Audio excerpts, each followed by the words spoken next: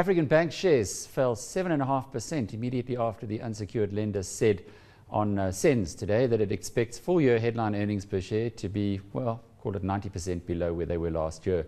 Joining us now on the line to share his views on what was in that trading update that's knocked the share price so badly is Johan Scholz, Head of Research at AfriFocus. Another shock from ABIL, Johan? Yes, Alec. We had the previous trading update. I think it was sort of in the middle of September, where the previous trading update where they indicated that headline earnings were going to be down by roughly 60%. So there were three issues really that was new in this trading update. The first one is additional impairments that they need to take against their non-performing book. That amounts to about 600 million, and that really takes us down to the 90% down level indicated in today's trading update. Then they also came out and announced that they will have to take an additional 1.5 billion of equity capital that they're going to raise through the rights issue. If you cast your mind back, they came out originally and said they needed to raise 4 billion via a rights issue underwritten by Goldman Sachs. That has changed now to 5.5 billion. I can only speculate that it's a question of their funders indicating to them that they are a bit uncomfortable with the levels of capital currently in African Bank, and that the 4 billion rights issue was not going to be sufficient to address all funding concerns. And then the last issue that came out of today's announcement, I don't think it came as a surprise to anybody, but it's the fact that they will have to impair the goodwill that they paid for the Ellerines business to the tune of 4.6 billion. Now, if you cast your mind back, when ABIL originally acquired Ellerines, I think the quantum was about 10 billion that they paid for the whole business. So, basically half of that value will be written back. Now, obviously, the impairment charge, it's a non-cash charge, and it doesn't impact on headline earnings per share either. Yeah, but it's still 4.5 billion rand that they shouldn't have spent in the first place. There was a lot of unhappiness at the time that they did the deal with Ellerines, and I recall, Johannes, I'm sure you do as well, that management said, we know what we're doing, we'll make this acquisition, we will turn it to account. My goodness, that was a disaster. But the issue, the real big issue here is you've got a 12.8 billion rand market cap business. That's all that it's worth now.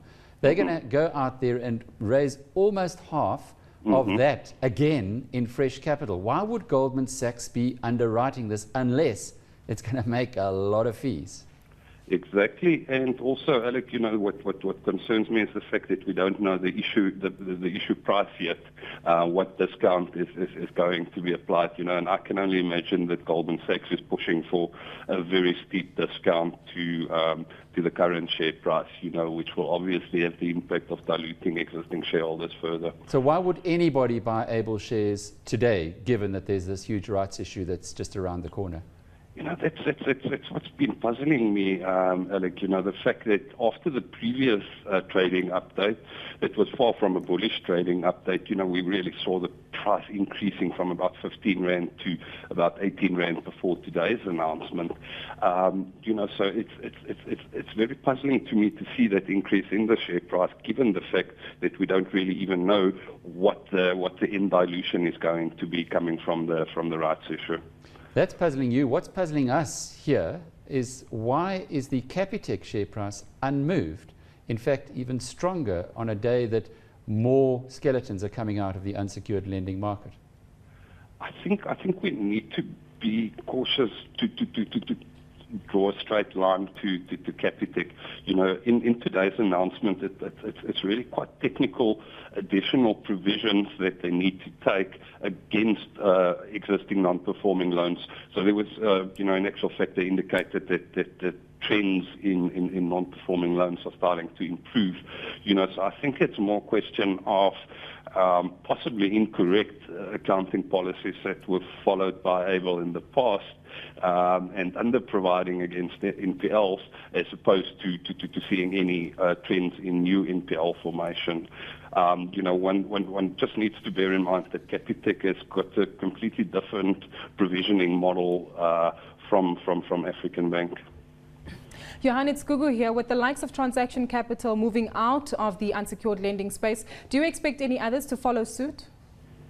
Well, I think we've seen the big four already starting to tighten on their credit extension in the unsecured space. And I think African Bank obviously has also started to pull back. I don't think people are necessarily going to exit the space completely. It still remains a very lucrative space. If you look at the kind of interest rates that the people are earning. My concern is just, well, the South African Reserve Bank and others have on numerous occasions indicated that we are not seeing a systemic issue, and I'll buy that argument as far as it goes of a broader systemic issue. But within the unsecured space, there is systemic risk in the sense that if you start seeing people pulling back from credit extension, you are putting further pressure on consumers that are already under a lot of pressure. Well, that was Johan Skors, Head of Research at AfriFocus.